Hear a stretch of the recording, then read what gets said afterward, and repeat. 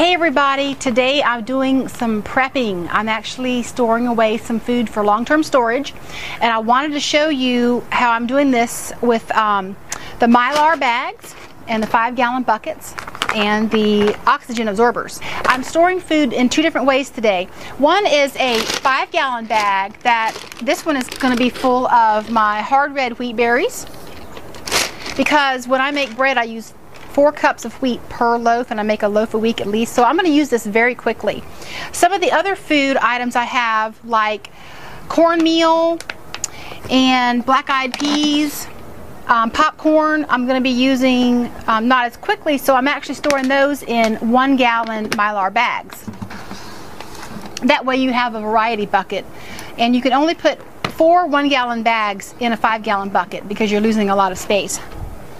But when you buy the mylar bags, you want to make sure that they are 4.3 mils thickness at least for the long-term storage.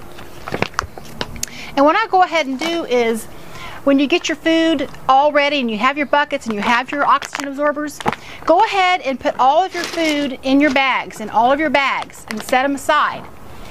Once you get the food in your bags, go ahead and write on the outside of the bag before you seal them up what is in the bag, because you will forget. You won't remember. Put what's in it and the date, and then also write it on the outside of the bucket so you know exactly what is inside. You do want to make sure that you have food grade buckets with the lids, and you want to make sure that you have the seals inside the lids so that they snap on really tightly. Now this is a package of oxygen absorbers. There's 100 in here, and they're 300 cc's each. Now you can get oxygen absorbers in all different kinds of sizes.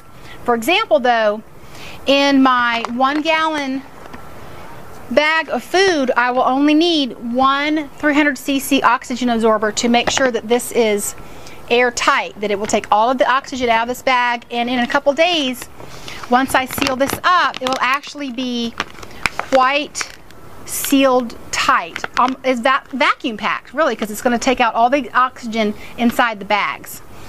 So I'm going to go ahead and get all my food put into my bags, and then what I'm going to be doing is taking a regular household iron, and first I'm going to seal all of my bags only 3/4 of the way up. This is going to be a huge time saver, because I've done this before and you'll be working on this for hours.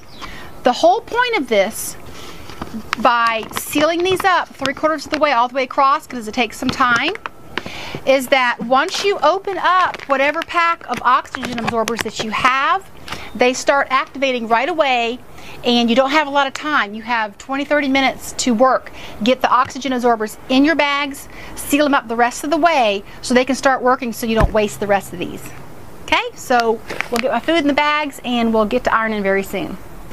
So now that I've got all the food in my mylar bags, in the buckets, I've already got all of my bags sealed with the household iron more than 3/4 of the way all the way across. So now I'm ready to open my oxygen absorber. So now you've got to be ready to go when you do this. So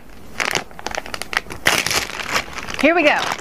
Now my big buckets, I'm going to put 5 oxygen absorbers in each one. 1, 2, 3, 4, 5. And you want to work very quickly, quick as you can. And I already have a really wide ruler sitting on the bucket. You want to kind of push as much air out as you can. And then go ahead and seal the rest of that down all the way across, and make sure, the reason I'm using this wide metal ruler is because you want a really wide seal on your bag so that you don't have no leaks in there. So this one's finished.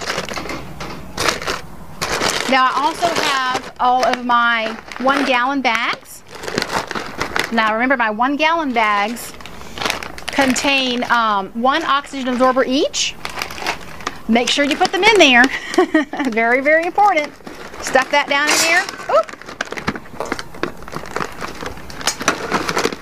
You need more than one person to help you do this.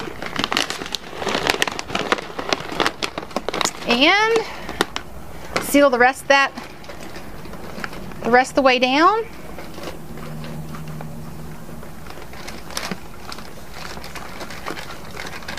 All right, so now you have each of your bags sealed all the way across. And like I said, the 1 gallon bags, you can fit 4 of these in a 5 gallon bucket so that you will have some variety buckets. Some of the buckets you may have full of, you know, oatmeal, oats, hard red wheat berries, things like that. So once you have everything sealed up, make sure the outside of your buckets say what is inside the bucket. And then the last thing you're going to do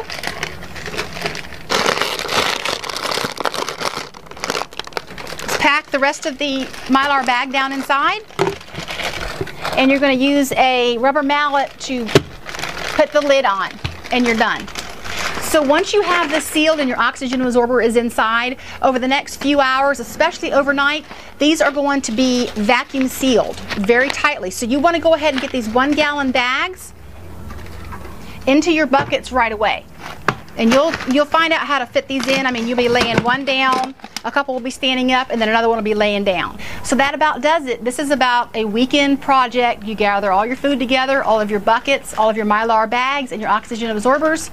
Go ahead and get all your food stored up, and you will have food ready for a long time if you need it. Hopefully we won't ever need it. See y'all soon. Bye. If you liked this video and you haven't given me a thumbs up yet, I'd appreciate it. And then don't forget to share it also with your friends on Facebook. If you are into guns and shooting and knives and stuff, click on these videos right over here. And if you're into outdoors and hiking type stuff, click on these videos right over here. If you're into cooking some good food, click on these videos right over here. If you are into prepping and stuff like that, click on these videos right down here.